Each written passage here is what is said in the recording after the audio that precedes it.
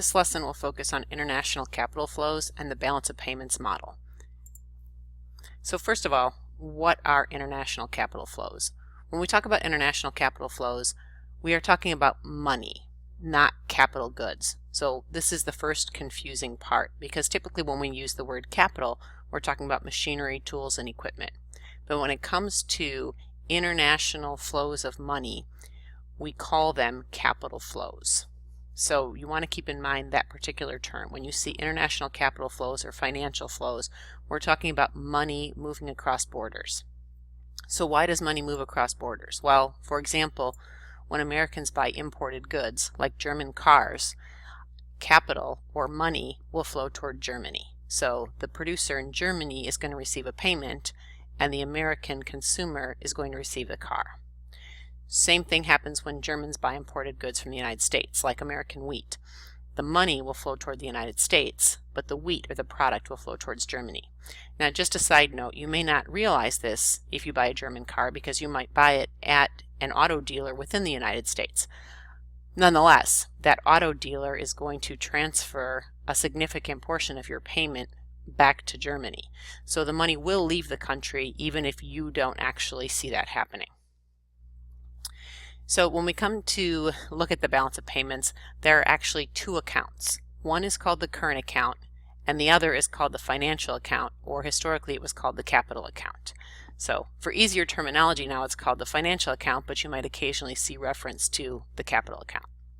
So what is the current account? The current account is any transactions that do not create liabilities, meaning there's no ongoing relationship, there's no expectation of future payment later. So for example, a farmer in Iowa sells wheat to a food processor in China, the food processor pays for that wheat, and that transaction is over. That is the end of the story. So many of the transactions that happen internationally happen in what's called the current account.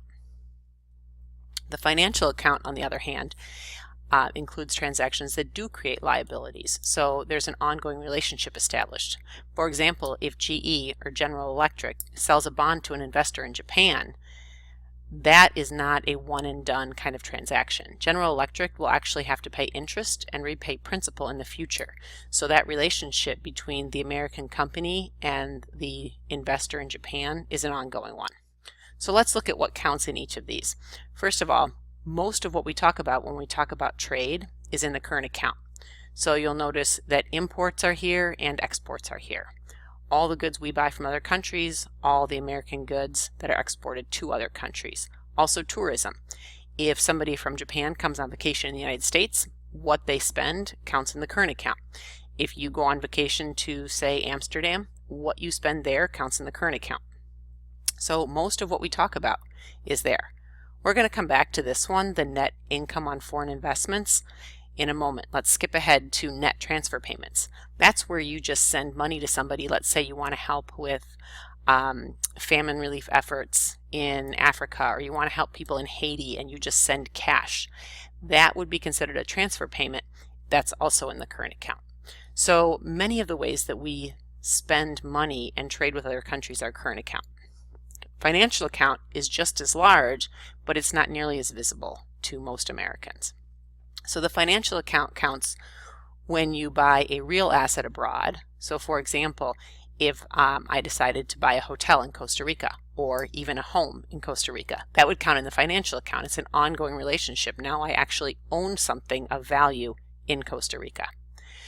Purchases of financial assets in other countries work the same way. So I mentioned before, a Japanese investor might buy a General Electric bond. That would be a financial account transaction. So you can buy a hotel, you can buy a factory, you can buy a home, or you can buy stocks and bonds issued by foreign governments or foreign companies. So let's go back over here. This net income on foreign investments, that is what happens after you've bought one of these things. So let's say I bought a hotel in Costa Rica. Now I'm going to be earning income off of that hotel as guests come and visit and they pay for their stay. That income that I earn goes into the current account. So the initial purchase is financial account, but the income I earn off of it is current account. So one of the interesting pieces that people often don't realize is that the current account and the financial account balance out. meaning we often talk about having a trade deficit in the United States, but what we mean is we have a trade deficit in the current account. The money that leaves the United States, for example, our imbalance of payments with China. We import more from China than we export to China, which means we are sending a lot of money to China in exchange for things like t-shirts and toys. That money doesn't stay in China. It finds its way back to the United States through the financial account. So people in China buy U.S. government bonds, and that's the way the money comes back. So if we have a $100 million trade deficit in the current account, we would have a $100 million surplus in the financial account. They may not be exactly equal, but any imbalance, which is really less than like 3% of the total size of those accounts, comes out as a change in official reserves or government reserves. There's one other piece to this to know, and by the way, you'll be doing practice problems to help reinforce this, but the other piece to know is whether transactions count as credits or debits in these accounts.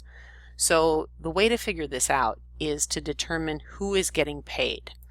If the payment is made to somebody in the US, so if the person being paid is a US company, then it would be considered a credit to the US in the balance of payments. But let's say that an American buys a German car, the person getting paid is the German car company, so this becomes a debit in the US balance of payments. Okay, it's not really a matter of what currency is used, because currencies are being traded all the time, but it's a matter of who is the ultimate receiver, because the person who's the ultimate receiver is ultimately going to be paid in their own currency, and that's why it's considered a debit if it's used a foreign currency. We'll do practice questions in class to review this.